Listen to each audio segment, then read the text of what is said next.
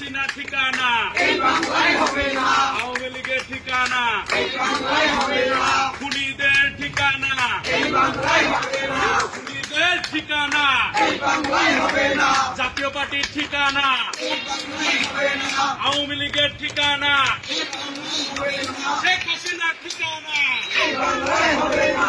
চলো চলো ফ্যাসিবাদী শক্তি আওয়ামী লীগ, জাতীয় পার্টি এবং তাদের দোসরদের কোনো ঠিকানা হবে না। আমরা দেখছি যে আগামী জাতীয় নির্বাচনে তাদের অংশগ্রহণ প্রক্রিয়ার ভিতরে বিষয়ে নানান রকমের বক্তব্য আসছে। এইখানে দেখেন আমাদের আহত ভাইয়েরা এখনো রয়েছে। দেখেন ভাইয়ের পিঠে দেখেন এখনো যে বুলেট বিদ্ধ পিঠ, তার এই যে বুলেট বিদ্ধ পিঠ, একটা গুলিও এখনো আহত ভাইরা রয়েছে। আছে না দুদিন আগে আব্দুল্লাহ শহীদ হয়েছে। যারা হাত হারিয়েছে, যারা পা হারিয়েছে, যারা চক্ষু হারিয়েছে, তারা কি চক্ষু ফিরে পাবে?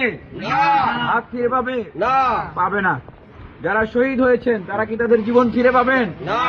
পাবেন না।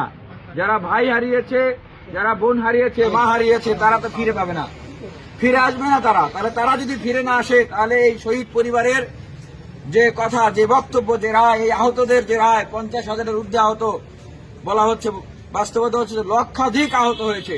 সেই লক্ষাধিক আহতের যে রায়, সেটি হচ্ছে এই বাংলাদেশে যারা তাদের উপরে গুলি চালিয়েছে, বুলেট চালিয়েছে, যারা তাদের উপর আক্রমণ করেছে, তারা আর এই সংসদে আসতে পারবে না। এই দল আর এই সংসদে আসতে পারবে না। যারা শহীদ হয়েছেন, রক্ত দিয়েছেন, জীবন দিয়েছেন, তাদের যে রায়, যে এই আওয়ামী লীগ, জাতীয় পার্টি, খুনিদের দল, তাদের দোসররা আর এই বাংলাদেশে আর তারা নির্বাচন করতে পারবে না, আর ক্ষমতায় আসতে পারবে না। আমরা দেখছি বিভিন্ন জায়গা থেকে তাদেরকে আবারও আপোষ করে তাদেরকে আগামী নির্বাচনে আনার পায়তারা চলছে। এটি আমরা আমাদের রক্ত থাকতে, জীবন থাকতে হতে দেব না।